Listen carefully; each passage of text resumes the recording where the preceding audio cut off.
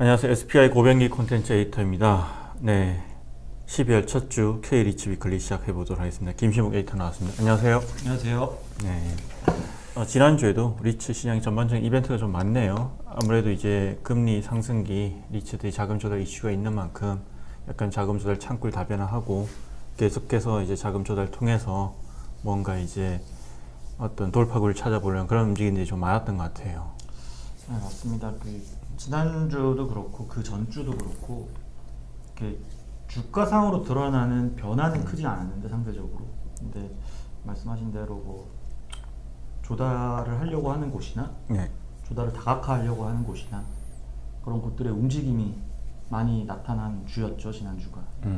알겠습니다. 그럼 일단 지난주 시황 간단하게 한번 정리 좀 해주시죠. 어쨌든 전반적으로 좀 소폭 상승했네요. 네, 일단 뭐 서두에 짧게 말씀드렸지만 큰 변화는 없어요. 한 1% 좀 안 되게 18개 상장일치 평균 수익률이 상승을 했고 10개 종목이 플러스였고 8개 종목이 마이너스였는데 마이너스인 종목은 대부분 이제 그 전주에 배당 기준월로 묶였던 곳들이 이게 많이 하락을 했어요. 그리고 증가한 곳들은 미래에셋 글로벌 리츠가 제일 많이 증가를 했는데 이게 보면은 상대적으로 저희도 많이 얘기했지만 11월에 유상증자 관련해서 주가가 많이 떨어졌던 부분을 다른 곳에 비해서 좀 더 많이 빠졌던 측면도 있거든요. 그래서 그 부분을 상당 부분 만회하면서 거의 10% 가까이 한 주 동안 오른 것으로 나타났습니다. 그리고 이제 어쨌든 12월 달에 대부분 리츠들이 주총을 준비하면서 주요 안건들이 이렇게 공개되고 있는데 미래에셋 글로벌 리츠 같은 경우에는 이제 좀 눈에 띄는 게 메자닌 발행 가능하도록 이렇게 정관 변경을 추진하고 있네요. 뭐 의미는 뭐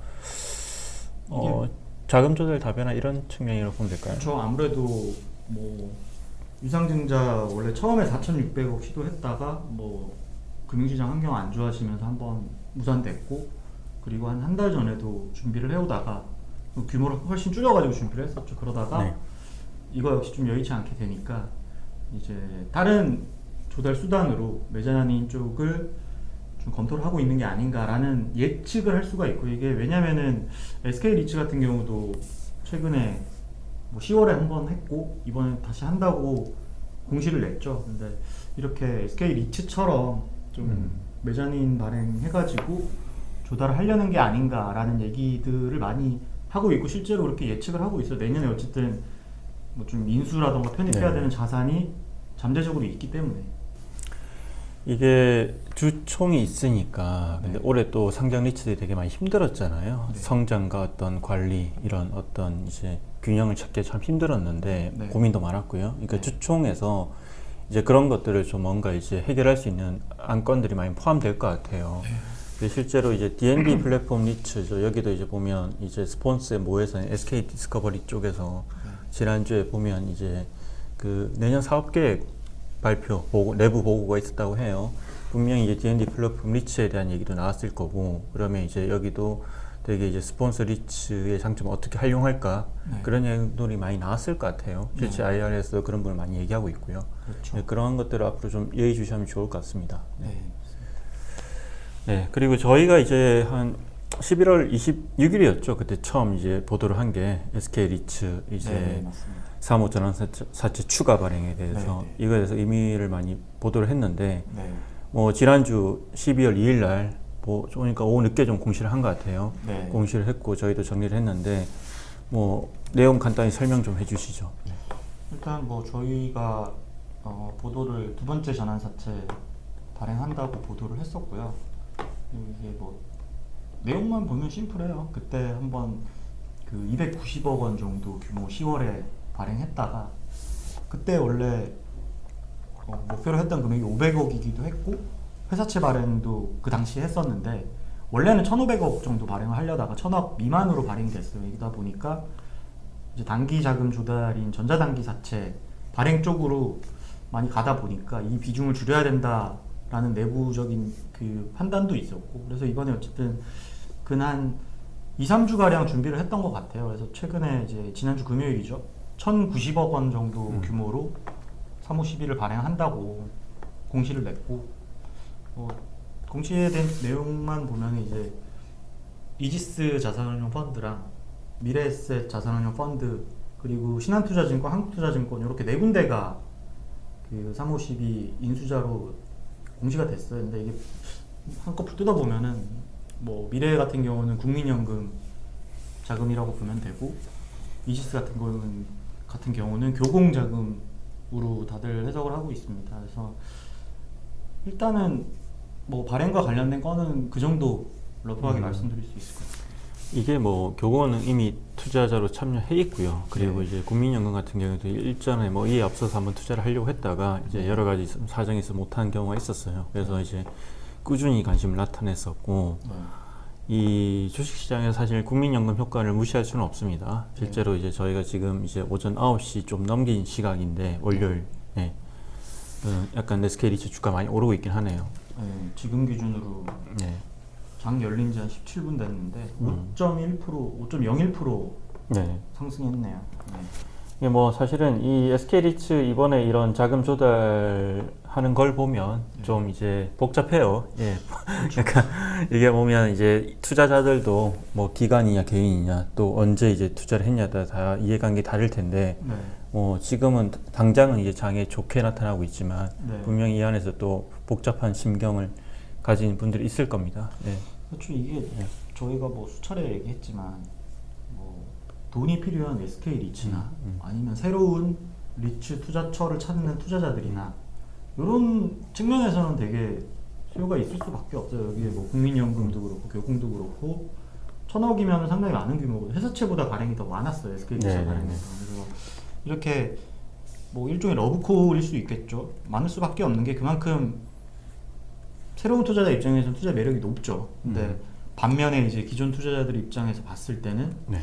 이게 과연 어떤 측면이 플러스인가? 물론 뭐 SK 리츠가 얘기하는 것처럼 뭐 수년 뒤에 이 리츠가 지금보다 훨씬 더 커지고 뭐 여러 뭐 자금 조달 측면에서 유리한 점도 많아지고 이런 거는 누구나 알죠. 근데 지금 당장 1, 2년 안에 그렇죠. 혹은 뭐 길게 보지 않고 들어왔던 분들 입장에서는 지속적으로 이 지분 이석이 일어날 수 있는 이 자금 조달에 대해서 어떻게 생각할지는 상당히 의문이죠. 네, 저도 뭐 장기적인 어떤 성장 전망에 대해서 좀 긍정적으로 보는 편이지만, 네, 그 분명히 이제 또 장기, 단기 투자자마다 다 다르고, 저희가 뭐 사실 장기 투자자로 얘기 많이 하는데 이 기간을 어떻게 둬야 될지도 잘 모르겠어요. 예, 사람마다 생각이 다 다르니까.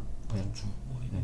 사실 어려운 문제긴 하죠. 뭐 단기 투자자만을 위해서 뭘 할 수도 없고 장기 투자자만을 위해서도 뭘 할 수는 없는데 SK 리츠가 이제 뭐 종로타워 인수로 인해서 시작된 네. 지금 이 자본시장 방문이 상당히 잦은 것만은 분명하죠. 네.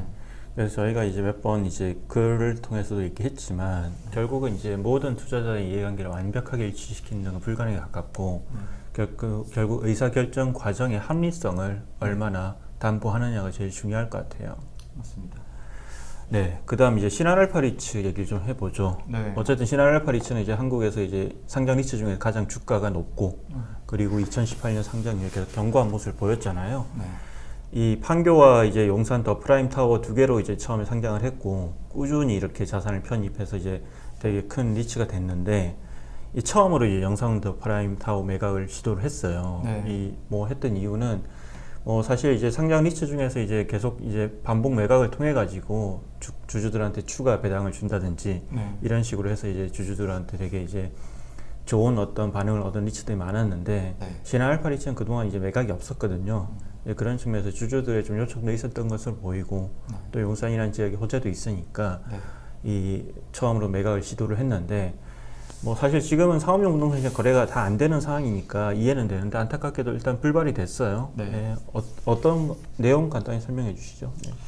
그러니까 이게 5월에 원래 처음 신한알파 리츠가 용산 더 프라임 타워 매각을 추진한다는 사실이 이제 언론을 통해서 알려졌고 이후에 이제 9월이죠. 마스턴 투자운용이 우선협상 대상자로 선정이 됐고 한 2달 정도 딜 클로징을 위해서 협상을 계속 해왔는데 최근에 이제 이게 고병기 에디터가 말씀하셨듯이 뭐 금리 상승은 당연하고 시장 상황이 너무 급변하면서 이게 파는 쪽에서는 이 가격이 적정 가격인가 사는 쪽에서도 이 가격이 적정 가격인가 라는 그 새로운 지점들이 되게 많이 생겼던 걸로 알고 있어요. 그래서 뭐 멀리 가지도 갈 필요도 없이 뭐 IFC 딜도 마찬가지고 지금 뭐 지연되고 있는 여러 상업용 부동산 거래들의 분위기의 연장선으로 보시면 될 것 같아요. 이것 역시도 이게 원래 SI로 참여하려고 했던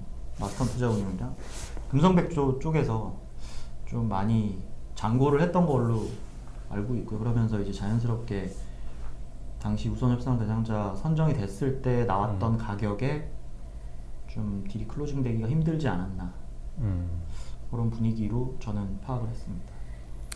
네. 근데 이제 이것뿐만 아니라 네. 이제 신한알파리츠가 이제 인수하려고 있었던 게 있었잖아요. 네네. 거기도 영향을 주고 있나요, 혹시? 원론적으로는 당연히 영향을 줄 수밖에 없고 왜냐면은 이 용산더 프라임타워 매각 통해서 유입되는 확보한 자금을 바탕으로 이제 아스테리움 용산을 인수하려고 했는데 그 자금이 이제 약간 좀 문제가 생겼으니까. 근데 뭐 일단 제가 신한 알파리츠 쪽에 확인한 바로는 뭐 아스테리움 인수 자체를 아예 백지화한 건 아니고 좀 지금 이게 그 마스터원이랑 협상이 지금 불발된 거지 다른 원매자는 찾고 있거든요. 네네. 이 부분이랑 맞물려 가지고 빠르게 만약에 내년이라도 그 매각이 완료가 된다면은 아마 연결해서 살 수도 있을 것 같고 뭐 물론 반대의 경우도 있죠. 지금 여의치 않을 경우에는 아예 접을 수도 있다고 봅니다. 어쨌든 뭐 현재 상업용 부동산 시장의 특징이 고스란히 담겨 있는 것 같습니다. 네. 사기도 팔기도 어려운 시장. 네. 그 상황인 것 같네요. 네. 그리고 이제 증권사 리서치 지난주에 보면 네. 이 뭐 목표가 하락, 네. 이 줄줄이 하락하는 이 경우가 되게 많았어요. 네. 당연히 이제 뭐 예상되는 지점이긴 한데 부분이긴 한데 좀 늦었다 이런 얘기를 하신 분도 많더라고요. 그렇죠. 근데 참 이게 아쉽긴 한데 또 뭐 일부의 뭐 취재원분들 이렇게 증권사 리서치계에 계셨던 분들이나 이렇게 물어보면은 그게 뭐 냉정하게 말하면 새로운 얘기는 아니다. 네네네. 원래 조금 후행하는 네. 측면이 강하다. 라는 말씀들을 많이 하셨는데 뭐 그럼에도 불구하고 좀 조정이 이루어지는 시기가 좀 적절했으면 하는 바람이죠 개인적으로. 네. 그리고 이제 뭐 추가 취재를 좀 해봐야 되는데 이제 여러 가지로 보면 이제 지난주에 들렸던 소식 중에 하나가 임대주택 리츠 관련해서도 뭔가 이제 국토부와 업계에서 제도를 좀 개선하려는 움직임이 있더라고요. 네. 뭐 이를테면 지금 이제 개발형 말고는 매입형은 잘 안 돼서 확장도 좀 쉽지 않은 상황이긴 한데 네. 그런 부분 포함해서 이제 임대주택 리츠에도 좀 변화가 있을 것 같으니까 좀 추가 취재해서 저희가 좀 전해드리도록 할 예정이고요. 네, 이번 주 상장 리츠 소식은 여기서 마무리하도록 하겠습니다. 네, 고맙습니다. 감사합니다.